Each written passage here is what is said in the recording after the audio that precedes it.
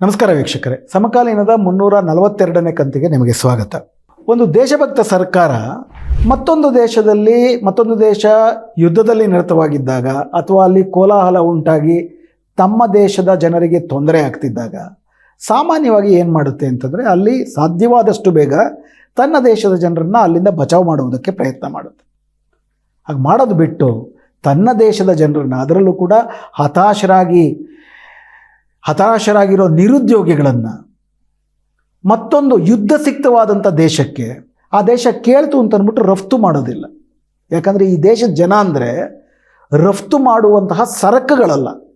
ಆದರೆ ಅತ್ಯಂತ ದೊಡ್ಡ ದೇಶಭಕ್ತ ಸರ್ಕಾರ ಅಂತ ಹೇಳುವಂತಹ ಮೋದಿ ಸರ್ಕಾರ ಇವತ್ತು ಇಸ್ರೇಲು ಪ್ಯಾಲೆಸ್ತೈನ್ ಮೇಲೆ ಏನು ಒಂದು ನರಮೇಧದ ಯುದ್ಧವನ್ನು ಮಾಡ್ತಿದೆ, ವಿಶೇಷವಾಗಿ ಗಾಜಾದ ಮೇಲೆ, ಮತ್ತು ಅದೇ ರೀತಿ ಪ್ಯಾಲೆಸ್ತೈನರು ಇರುವ ಮತ್ತೊಂದು ಭಾಗವಾಗಿರುವ ವೆಸ್ಟ್ ಬ್ಯಾಂಕ್ ಅಂತ ಏನು ಕರೀತಾರೆ, ಆ ವೆಸ್ಟ್ ಬ್ಯಾಂಕ್ ಪ್ರದೇಶದಲ್ಲಿ ಪ್ಯಾಲೆಸ್ತೈನರ ಮೇಲೂ ಕೂಡ ನರಹಂತಕ ದಾಳಿಗಳನ್ನು ಮಾಡ್ತಾ ಇದೆ ಇಡೀ ಜಗತ್ತು.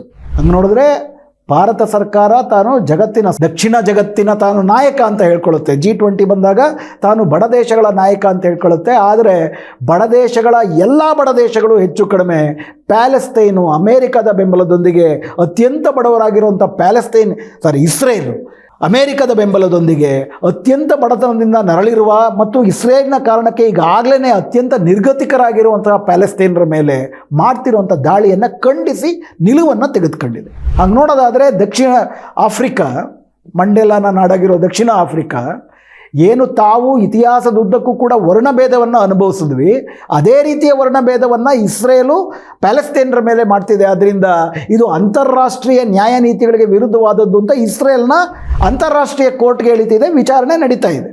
ಇದು ಒಂದು ನಿಜವಾದ ದಕ್ಷಿಣ ಜಗತ್ತಿನ ನಾಯಕ, ಬಡವರ ನಾಯಕ ಮಾಡಬೇಕಾಗಿರೋದು. ಆದರೆ ನಮ್ಮ ದೇಶದ ಸರ್ಕಾರ ಅವನ್ನೇನು ಮಾಡ್ತಾ ಇಲ್ಲ. ಬದಲಿಗೆ ಪ್ರಾರಂಭದಲ್ಲಿ ಇಸ್ರೇಲ್ ಮಾಡೋ ಯುದ್ಧವನ್ನು ಖಂಡಿಸುವ ನಿಲುವನ್ನು ತೆಗೆದುಕೊಳ್ಳಿಲ್ಲ, ತಾನು ಆಬ್ಸೆಂಟಾಗಿ ಪರೋಕ್ಷವಾಗಿ ಅದಕ್ಕೆ ಸಹಾಯ ಮಾಡ್ತು. ಆದರೆ ಅರಬ್ ದೇಶಗಳಲ್ಲಿ ಅದರ ಬಗ್ಗೆ ಯಾವ ಪ್ರತಿರೋಧ ಬಂತೋ ಈಗ ನಿಧಾನಕ್ಕೆ ನಾವು ಕೂಡ ಇದರ ವಿರುದ್ಧ ಅಂತ ಹೇಳ್ತಿದ್ದಾರೆ, ಬರೀ ಬಾಯಿ ಮಾತಿನಲ್ಲಿ ಮಾತ್ರ ಅಂತೇಳಿ. ಯಾಕಂದರೆ ಇವತ್ತು ಇಸ್ರೇಲ್ ಆರ್ಥಿಕತೆಯನ್ನು ಪರೋಕ್ಷವಾಗಿ ಬೆಂಬಲಿಸಿ ಅದು ಯುದ್ಧದಲ್ಲಿ ಮುಂದುವರಿಯುವ ಥರ ಮಾಡೋದಕ್ಕೆ ಏನೊಂದು ಮಾನವ ಸಂಪನ್ಮೂಲದ ಅಗತ್ಯ ಇದೆ, ಆ ಮಾನವ ಸಂಪನ್ಮೂಲವನ್ನು ಅಂದರೆ ಕಾರ್ಮಿಕರನ್ನು ಒದಗಿಸುವುದಕ್ಕೆ ಭಾರತ ಸರ್ಕಾರ ಇಸ್ರೇಲ್ನೊಂದಿಗೆ ಒಪ್ಪಂದ ಮಾಡ್ಕೊಂಡಿದೆ. ಇನ್ಫ್ಯಾಕ್ಟ್ ಇಸ್ರೇಲ್ನ ಬಹುಸಂಖ್ಯಾತ ಕಾರ್ಮಿಕರು ಪ್ಯಾಲೆಸ್ತೈನಿ ಜನರಾಗಿದ್ದರು. ಪ್ಯಾಲೆಸ್ತೈನರಿಗೆ ಅವ್ರನ್ನ ಅತ್ಯಂತ 2ನೇ ದರ್ಜೆ ನಾಗರಿಕರಾಗಿ ಅವರನ್ನು ದುಡಿಸ್ಕೊಳ್ತಾರೆ. ಅದರಲ್ಲೂ ಕೂಡ ಗಾಜಾದಲ್ಲಿ ಮತ್ತು ವೆಸ್ಟ್ ಬ್ಯಾಂಕ್ನಲ್ಲಿರುವಂತಹ ವಿಶೇಷವಾಗಿರೋ ಯುವ ಪ್ಯಾಲೆಸ್ತೈನಿ ಕಾರ್ಮಿಕರು ಇಸ್ರೇಲ್ ದೇಶದ ಒಳಗಡೆ ಬಂದು ಕೆಲಸ ಮಾಡ್ತಿದ್ರು. ಯಾವಾಗ ಯುದ್ಧ ಪ್ರಾರಂಭ ಆಯಿತೋ ಸುಮಾರು 1 ಲಕ್ಷ ಪ್ಯಾಲೆಸ್ತೈನಿಯರನ್ನ ಕೆಲಸದಿಂದ ವಜಾ ಮಾಡಿದೆ ಇಸ್ರೇಲ್. ಹೀಗಾಗಿ ಇಸ್ರೇಲ್ನ ಹಲವಾರು ಅಭಿವೃದ್ಧಿ ಚಟುವಟಿಕೆಗಳು ಈಗ ನಿಂತೋಗಿದೆ. ಆರ್ಥಿಕತೆ ಹೆಚ್ಚು ಕಡಿಮೆ ಒಂದು ಸ್ಟ್ಯಾಂಡ್ ಸ್ಟಿಲ್ಗೆ ಬಂದಿದೆ. ಅದರಲ್ಲೂ ವಿಶೇಷವಾಗಿ ಏನು ಕಟ್ಟಡಗಳನ್ನು ಕಟ್ತಾ ಇದ್ರು ಕನ್ಸ್ಟ್ರಕ್ಷನ್ ವರ್ಕರ್ಸ್, ತುಂಬ ದೊಡ್ಡ ಕೊರತೆ ಉಂಟಾಗಿದೆ. ಪ್ಯಾಲೆಸ್ತೈನರನ್ನ ಅವ್ರು ಸೇರಿಸ್ಕೊಳ್ಳೋದಿಲ್ಲ. ಈಗ ಆರ್ಥಿಕತೆ ಮುಂದುವರಿಬೇಕು ಅಂದರೆ ಕಾರ್ಮಿಕರು ಬೇಕು. ಆರ್ಥಿಕತೆ ಮುಂದುವರಿಯಲಿಲ್ಲ ಅಂತಂದರೆ ಯುದ್ಧ ಮುಂದುವರಿಯೋಕ್ಕಾಗೋದಿಲ್ಲ. ಹೀಗಾಗಿ ನೇತನ್ಯಾಹು ಮತ್ತು ನಮ್ಮ ನರೇಂದ್ರ ಮೋದಿ ಅವರು ಬಹಳ ಕಾಸ ಸ್ನೇಹಿತರು. ಒಂದು ಕಡೆ ವಿಶ್ವಸಂಸ್ಥೆಯಲ್ಲಿ ಇಸ್ರೇಲ್ ಮೇಲೆ ನಾವು ದಿಗ್ಬಂಧನ ವಿಧಿಸಬೇಕು ಅನ್ನೋದ್ರ ಬಗ್ಗೆ ತಾನೂ ಕೂಡ ಪರವಾಗಿರ್ತೀನಿ ಅನ್ನೋ ಥರ ಹೇಳ್ತಾರೆ. ಮತ್ತೊಂದು ಕಡೆ ಯುದ್ಧವನ್ನು ನಾವು ವಿರೋಧಿಸ್ತೀವಿ ಅಂತ ಹೇಳ್ತಾರೆ. ಮತ್ತೊಂದು ಕಡೆ ನೇತನ್ಯಾಹು ಸರ್ಕಾರ ನಮಗೆ ಕನ್ಸ್ಟ್ರಕ್ಷನ್ ವರ್ಕರ್ಸ್ ಬೇಕು, ಈಗ ಪ್ಯಾಲೆಸ್ತೈನ್ ವರ್ಕರ್ನ ನಾವು ವಜಾ ಮಾಡಿದ್ದೀವಿ, ಕಾರ್ಮಿಕರನ್ನ ನಿಮ್ಮ ದೇಶದಿಂದ ಯುವ ಕಾರ್ಮಿಕರನ್ನ ಕಳಿಸ್ಕೊಡಿ ಅಂತ ಕೇಳಿದ್ರೆ ಅದಕ್ಕೆ ಯಾವುದೇ ಹಿಂದು ಮುಂದು ನೋಡದೆ ಒಪ್ಪಂದಕ್ಕೆ ಸಹಿ ಹಾಕಿದ್ದಾರೆ. ಇದರಲ್ಲಿ ಪ್ರಧಾನವಾಗಿ ಈ ಥರ ಎಲ್ಲ ವಿಷಯಗಳಿಗೆ ಆಮೇಲೆ ಬರೋಣ. ಸಾಮಾನ್ಯವಾಗಿ ಒಂದು ಯುದ್ಧ ಬೇರೆ ದೇಶಗಳಿಗೆ ಕಾರ್ಮಿಕರಾಗಿ ಹೋಗುವಂತಹ ಕಾರ್ಮಿಕರಿಗೆ ಅವರ ಕನಿಷ್ಠ ಕೆಲಸ ಭದ್ರತೆ, ಅವರ ಕನಿಷ್ಠ ಜೀವ ಭದ್ರತೆಯನ್ನು ಭಾರತದ ವಿದೇಶಾಂಗ ಸಚಿವಾಲಯ ಖಾತ್ರಿ ಮಾಡ್ಕೊಳ್ಬೇಕಾಗಿತ್ತು. ಅಲ್ಲಿಯ ರಾಯಭಾರ ಕಚೇರಿಗಳಲ್ಲಿ ಅವರು ನೋಂದಾವಣೆ ಮಾಡ್ಕೊಳ್ಳುವಂಥದ್ದು, ಅವ್ರಿಗೆ ಏನಾದರೂ ತುರ್ತು ಸಹಾಯ ಬೇಕಾದರೆ ಭಾರತದ ರಾಯಭಾರ ಕಚೇರಿಯಿಂದ ಅಲ್ಲಿಗೆ ಸಹಾಯ ಬರುವಂಥದ್ದು ಇತ್ಯಾದಿಗಳೆಲ್ಲವೂ ಕೂಡ ಭಾರತದಿಂದ ಕಾರ್ಮಿಕರಾಗಿ ಗಲ್ಫ್ನ ಹಲವಾರು ದೇಶಗಳಿಗೆ ಹೋಗುವಂತಹ ಕಾರ್ಮಿಕರಿಗೆ ಈ ಸೌಲಭ್ಯವನ್ನು ಕೇಂದ್ರ ಸರ್ಕಾರದ ನಮ್ಮ ವಿದೇಶಾಂಗ ಮಂತ್ರಾಲಯ ಮಾಡಿಕೊಡುತ್ತೆ, ವಿದೇಶಾಂಗ ಸಚಿವಾಲಯ. ಅದರಂತೆ ನೀವು ನೋಡಿದ್ರೆ ಅದಕ್ಕೊಂದು ಮೈಗ್ರೇಟ್ ಅನ್ನುವಂತಹ ಒಂದು ವೆಬ್ಸೈಟ್ ಇದೆ. ಯಾರೇ ಒಬ್ಬರು ಭಾರತದಿಂದ ಬೇರೆ ದೇಶಕ್ಕೆ ಕೆಲಸಕ್ಕೆ ಹೋಗ್ತಾರೆ ಅಂದರೆ ಮೈಗ್ರೇಟ್ನಲ್ಲಿ ಅವರು ನೋಂದಾವಣೆ ಮಾಡ್ಕೊಳ್ಬೇಕು.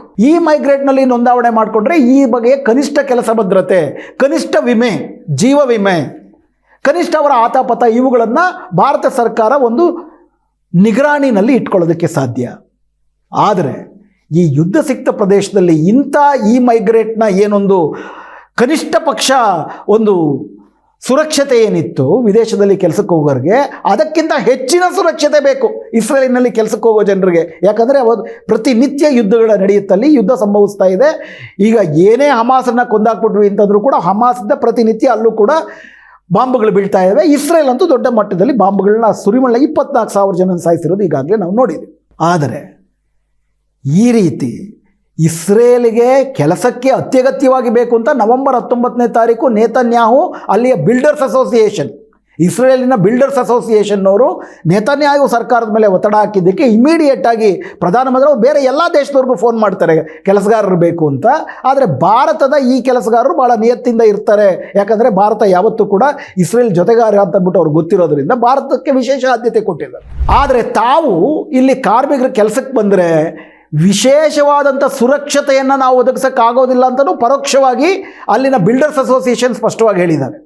ಸಂಬಳ ಜಾಸ್ತಿ ಕೊಡ್ಬೋದೇ ಹೊರತು ಕೆಲಸದ ಭದ್ರತೆ, ಜೀವ ಭದ್ರತೆ ಅದು ಇರಲಿಲ್ಲ ಅಂತಂದರೆ ನಮ್ಮನ್ನು ಅದಕ್ಕೆ ಹೊಣೆಗಾರರನ್ನಾಗಿ ಮಾಡಿ ನಮ್ಮಿಂದ ಅದ್ರ ಮೂಲಕ ಪೈಸಾ ವಸೂಲು ಮಾಡುವಂಥದ್ದು ಇವುಗಳಿಗೆಲ್ಲ ಆ ಒಂದು ಒಪ್ಪಂದದಲ್ಲಿ ಜಾಗವೇ ಇಲ್ಲ. ಆ ಥರ ಯಾವ ಒಪ್ಪಂದ ಇರಲಿಲ್ಲ ಅಂದರೂ ಕೂಡ ಸರ್ಕಾರ ಈ ಒಂದು ಯೋಜನೆಗೆ ಮುಂದಾಗಿದೆ. National skill development corporation NSDC ಏನಿದೆ ಅದಕ್ಕೆ ಈ ಜವಾಬ್ದಾರಿಯನ್ನು ಕೊಟ್ಟಿದ್ದಾರೆ. ಅವ್ರಿಗೆ ಕೊಟ್ಟಿರೋ ಜಾಹೀರಾತುಗಳು ನಿಮ್ಮ ಪರದೆಯ ಮೇಲೆ ಬರುತ್ತೆ, ನೀವು ನೋಡ್ಬೋದು. ಅದರಲ್ಲಿ ಮಿನಿಮಮ್ ರಿಕ್ವೈರ್ಡ್ ಎಕ್ಸ್ಪೀರಿಯನ್ಸ್ ಎಲ್ಲ ಏನು ಕನ್ಸ್ಟ್ರಕ್ಷನ್ ವರ್ಕರ್ಸು, ಬೆಂಡರ್ಸು, ಐರನ್ ಬೆಂಡಿಂಗ್ ಮಾಡುವಂಥದ್ದು ಪ್ರಧಾನವಾಗಿ ಕಟ್ಟಡ ನಿರ್ಮಾಣದ ಚಟುವಟಿಕೆಗಳು ಮತ್ತು ಕೇರ್ ಟೇಕರ್ಸು, ಶುಶ್ರೂಷೆ, ನರ್ಸ್ಗಳು ಇದಕ್ಕೆ ಸಂಬಂಧಪಟ್ಟಂಥವ್ರು.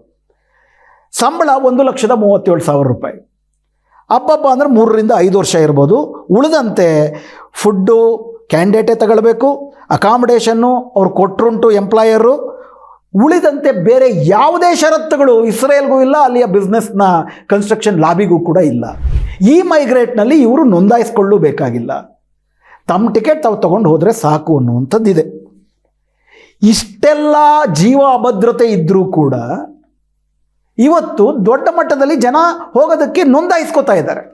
ಹರಿಯಾಣದಲ್ಲಿ, ಉತ್ತರ ಪ್ರದೇಶದಲ್ಲಿ 3,000 ಜನ ಉದ್ಯೋಗಿಗಳು ಬೇಕು, 4,000 ಜನ ಉದ್ಯೋಗಿಗಳು ಬೇಕು ಅಂತ ಈಗಾಗಲೇ ಆಯಾ ಸರ್ಕಾರಗಳು ಇಸ್ರೇಲಿನಲ್ಲಿ ಕೆಲಸಕ್ಕೆ ನಿಮಗೆ ವರ್ಷಕ್ಕೆ 16 ಲಕ್ಷ ರೂಪಾಯಿ ಸಂಬಳ ಸಿಗುತ್ತೆ ಅಂತ ಹೇಳಿದ ತಕ್ಷಣ ಇಸ್ರೇಲಲ್ಲಿ ಏನಾಗ್ಬೋದು ಅಂತಲೂ ಯೋಚನೆ ಮಾಡ್ದಿರಾ ನೋಂದಾಯಿಸ್ಕೊಳ್ಳೋಕ್ಕೆ ದೊಡ್ಡ ಸಂಖ್ಯೆಯಲ್ಲಿ ಈ ದೇಶದ ನಿರುದ್ಯೋಗಿಗಳ ಪಡೆ ನೋಂದಾವಣೆ ಮಾಡ್ಕೊಳ್ತಾ ಇದೆ. ಕಾರಣ ಸ್ಪಷ್ಟ. ಈಗಾಗಲೇ ನಾವು ಶಾರುಖ್ ಖಾನ್ ಅವರ ಡಂಕಿ ಪಿಕ್ಚರ್ ಬಗ್ಗೆ ಮಾಡಿದಂಥ ಎಪಿಸೋಡ್ನಲ್ಲಿ ಚರ್ಚೆ ಮಾಡ್ದಂಗೆ 40ರಿಂದ 80 ಲಕ್ಷ ರೂಪಾಯಿ ದುಡ್ಡು ಕೊಟ್ಟು 1 ವರ್ಷ 2 ವರ್ಷ ಬರೀ ನಡ್ಕೊಂಡು ಹೋಗಿ ಅಲ್ಲಿ ಹೋಗಿ ಸೇರ್ತೀವ ಅಂತ ಖಾತ್ರಿ ಇಲ್ಲ, ಬದುಕುಳಿದು ಸೇರ್ತೀವ ಮತ್ತು ಅಲ್ಲಿ ಕೆಲಸ ಭದ್ರತೆ ಇರುತ್ತಾ ಅನ್ನೋದು ಖಾತ್ರಿ ಇಲ್ಲ ಬೇರೆ ದೇಶದಲ್ಲಿ, ಅಮೇರಿಕಾದಲ್ಲಿ. ಹಾಗಿದ್ದರೂ ಕೂಡ 40-60 ಲಕ್ಷ ಕೊಟ್ಟು ಹೋಗಿ ಸೇರ್ಕೊಳ್ಳೋಕ್ಕೆ ಜನ ಸಿದ್ಧ ಇರುವಂಥ ಸಂದರ್ಭದಲ್ಲಿ ದಲ್ಲಾಳಿಗಳಿಗೆ ದುಡ್ಡೇ ಕೊಡ್ದಿರಾ ಕೇಂದ್ರ ಸರ್ಕಾರಕ್ಕೆ 10,000 ಒಂದು ನೋಂದಾವಣೆ ಫೀ ಕಟ್ಟಿ ತಮ್ಮ ಟಿಕೆಟ್ ಖರೀದಿ ಮಾಡಿದ್ರೆ ಇಸ್ರೇಲ್ಗೆ ಹೋಗಿ ದುಡಿಬೋದು ಅಂತ ಅವಕಾಶ ಬಂದಿರುವಂಥದ್ದು ಒಂದು ಸೌಭಾಗ್ಯ ಥರ ಕಾಣಿಸ್ತಿದೆ ಈ ದೇಶದ ನಿರುದ್ಯೋಗಿ ಯುವಕರಿಗೆ.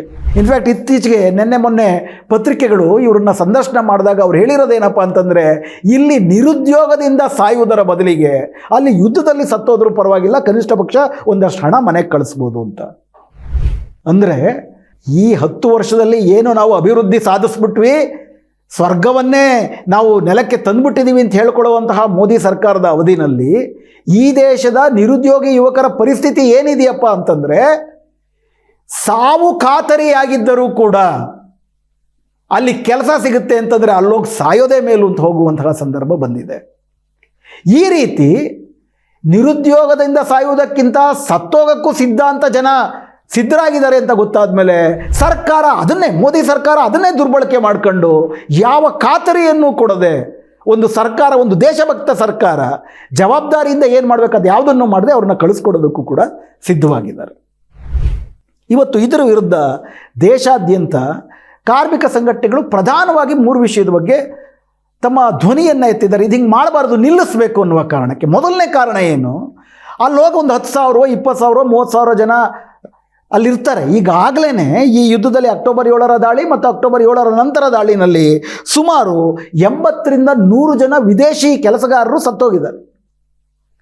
ಹಾಗೂ ಕಳೆದ 10-15 ವರ್ಷದಲ್ಲೂ ಕೂಡ ಭಾರತದಿಂದ ಅಲ್ಲಿ ಸುಮಾರು ಜನ, ಒಂದು 40-50 ಸಾವಿರ ಜನ ನರ್ಸ್ಗಳು ಕೆಲಸ ಮಾಡ್ತಾರೆ.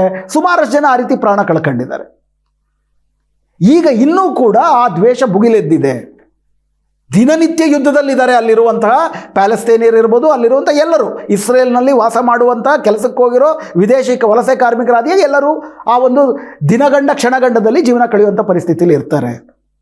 ಹೀಗಾಗಿ ಅವರ ಕೆಲಸ ಭದ್ರತೆ ಮತ್ತು ಜೀವ ಭದ್ರತೆ ಇದಕ್ಕೆ ಕೇಂದ್ರ ಸರ್ಕಾರ ಹೆಚ್ಚಿನ ಖಾತರಿಯನ್ನು ಒದಗಿಸ್ತಾ ಇಲ್ಲ. ಆದ್ದರಿಂದ ಕೈ ತೊಳ್ಕೊಂಡಿದೆ. ಆದ್ದರಿಂದ ಇದು ಕೂಡದು. ಯಾವ ಕಾರಣಕ್ಕೂ ಇವ್ರನ್ನ ಸಂಪೂರ್ಣವಾಗಿ ಅಸುರಕ್ಷರಾಗಿ ಅವರನ್ನು ಸಾಯಿಸೋದಕ್ಕೆ ಆಹುತಿ, ಉದ್ಯೋಗಕ್ಕೆ ಆಹುತಿ ಮಾಡೋ ಥರ ನೀವು ಕಳಿಸ್ತಾ ಇದ್ದೀರಿ. ಆದ್ದರಿಂದ ನೀವು ಭಾರತದ ಯುವಕರನ್ನು ಇಸ್ರೇಲಿನ ಯುದ್ಧಕ್ಕೆ ಆಹುತಿಗಳನ್ನಾಗಿ ಮಾಡಬಾರ್ದು, ಉದ್ಯೋಗದ ಆಮಿಷ ತೋರಿಸಿ ಅನ್ನೋದು ಮೊದಲನೇ ಒಂದು ಆಕ್ಷೇಪಣೆ ಮತ್ತು ಬೇಡಿಕೆ ಆಗಿದೆ ಕಾರ್ಮಿಕರ ಸಂಘಟನೆಗಳದ್ದು. ಎರಡನೇದು ಅಷ್ಟೇ ಮುಖ್ಯವಾದದ್ದು, ಇವತ್ತು ಇಸ್ರೇಲಿನ ಪರವಾಗಿ ಇರುವಂತಹ ದೇಶಗಳ ಬಗ್ಗೆ, ವಿಶೇಷವಾಗಿ ಅಮೆರಿಕದ ಬಗ್ಗೆ, ಇಡೀ ಅರಬ್ ದೇಶಗಳಲ್ಲಿ ದೊಡ್ಡ ಮಟ್ಟದ ಒಂದು ಪ್ರತಿರೋಧ ಎದ್ದಿದೆ. ಇದುವರ ತನಕ ಭಾರತವನ್ನು ಪ್ಯಾಲೆಸ್ತೇನಿಯರು ಹೇಗೆ ಭಾವಿಸ್ತಾ ಇದ್ರು, ತಮ್ಮ ಪರವಾಗಿರುವ ಸ್ನೇಹಿತ ರಾಷ್ಟ್ರ ಅಂತ ಭಾವಿಸ್ತಾ ಇದ್ರು, ಮಿತ್ರ ರಾಷ್ಟ್ರ ಅಂತ ಭಾವಿಸ್ತಾ ಇದ್ರು. ಆದರೆ ಮೋದಿ ಸರ್ಕಾರ ಬಂದ ಮೇಲೆ, ಅದರಲ್ಲೂ ವಿಶೇಷವಾಗಿ ಇಡೀ ಪ್ಯಾಲೆಸ್ತೇನರ ನರಮೇಧ ಮಾಡ್ತಿರುವಂಥ ನೇತನ್ಯಾಹು ಜೊತೆ ಮೋದಿಗಿರುವಂತಹ ಸ್ನೇಹ ಸಾಮೀಪ್ಯವನ್ನು ಮತ್ತು ಇಡೀ ಯುದ್ಧದಲ್ಲಿ ಭಾರತ ಸರ್ಕಾರ ತೆಗೆದುಕೊಂಡಿರುವಂಥ ನಿಲುವುಗಳನ್ನು ಕಂಡು ಇಡೀ ಪ್ಯಾಲೆಸ್ತೇನ್ ಜನ ಭಾರತೀಯರು ತಮ್ಮ ಸ್ನೇಹಿತರಲ್ಲ ಅನ್ನೋದನ್ನು ಅರ್ಥ ಮಾಡ್ಕೊಂಡಿದ್ದಾರೆ. ಭಾರತ ಸರ್ಕಾರ ತಮ್ಮ ಸ್ನೇಹಿತರಲ್ಲ ಅಂತ ಅರ್ಥ ಮಾಡ್ಕೊಂಡಿದ್ದಾರೆ. ಈ ಸಂದರ್ಭದಲ್ಲಿ ಏನು 1 ಲಕ್ಷ ಪ್ಯಾಲೆಸ್ತೇನಿಯರಲ್ಲಿ ಉದ್ಯೋಗ ಮಾಡ್ತಾ ಇದ್ದರು, ಅವರ ಬದುಕನ್ನು ಕಿತ್ತು ಅವರನ್ನು ಇನ್ನೊಂದಷ್ಟು ಗುಲಾಮರಾಗಿ ಇಟ್ಕೊಳ್ಳೋದಕ್ಕೆ ಅವ್ರನ್ನ ಕೆಲಸದಿಂದ ತೆಗೆದಾಕಲಾಗಿದೆ.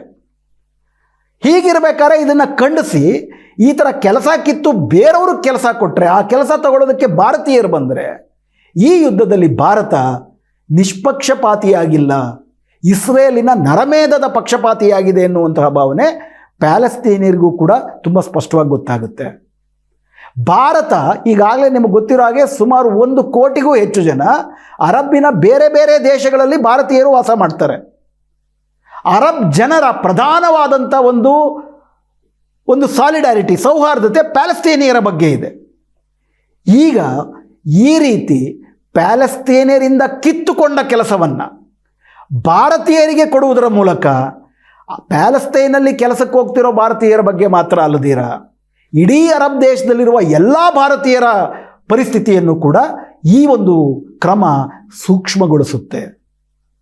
ಭಾರತವನ್ನು, ಭಾರತೀಯರನ್ನು ಅರಬ್ಬರು ಮಿತ್ರರು ಅಂತ ಅಂದ್ಬಿಟ್ಟು ಇನ್ನು ಭಾವಿಸೋದಕ್ಕೆ ಕಷ್ಟ ಆಗುತ್ತೆ. ಪ್ರತಿಯೊಬ್ಬ ಭಾರತೀಯನೂ ಕೂಡ ಅಲ್ಲಿದ್ದಂಥ ಅರಬ್ಬರ ಆಕ್ರೋಶಕ್ಕೆ ಗುರಿಯಾಗುವಂತಹ ಸಂದರ್ಭವನ್ನು ಭಾರತ ಸರ್ಕಾರದ ಈ ನೀತಿ ತಂದಿಡುತ್ತೆ. ಯುದ್ಧದಿಂದ ದಾಳಿಗೆ ಗುರಿಯಾಗೋದು ಮತ್ತೊಂದು ರೀತಿ, ಆದರೆ ಬರೀ ಪ್ಯಾಲೆಸ್ತೈನ್ಗೆ ಹೋಗುವ ಜನ ಅಲ್ಲ, ಇಡೀ ಅರಬ್ ದೇಶದಲ್ಲಿ ಭಾರತೀಯರ ಬಗ್ಗೆ ಒಂದು ದೊಡ್ಡ ಅಸಮಾಧಾನ ಸೃಷ್ಟಿಗೆ ಇದು ಕಾರಣ ಆಗುತ್ತೆ. ಮೊದಲನೇದಾಗಿ ಅಲ್ಲಿ ಹೋಗಿ ಕೆಲಸ ಮಾಡುವ ಕಾರ್ಮಿಕರ ಜೀವನ ಭದ್ರತೆ, ಕೆಲಸ ಭದ್ರತೆಗೆ ಕೇಂದ್ರ ಸರ್ಕಾರ ಖಾತ್ರಿ ಕೊಡ್ತಿಲ್ಲ, ಅದು ಪ್ರಧಾನವಾದ ಕಾರಣ. ಎರಡನೇದು ಅದರಿಂದಾಗಿ ಬರುವಂತಹ ಇತರ ಈ ಎಲ್ಲವೂ. ಮೂರನೇದು ರಾಜಕೀಯವಾಗಿ ಈ ಮೂಲಕ ನೀವೇನು ಮಾಡ್ತಿದ್ದೀರಿ, ಅಂತಾರಾಷ್ಟ್ರೀಯ ಅತ್ಯಂತ ಘನಘೋರ ಅನ್ಯಾಯ ಮಾಡ್ತಿರುವಂಥ ಇಸ್ರೇಲಿನ ಆರ್ಥಿಕತೆಯನ್ನು ಗಟ್ಟಿಗೊಳಿಸುವುದರ ಮೂಲಕ ಈ ಯುದ್ಧವನ್ನು ನೀವು ಗಟ್ಟಿಗೊಳಿಸ್ತಾ ಇದ್ದೀರಿ.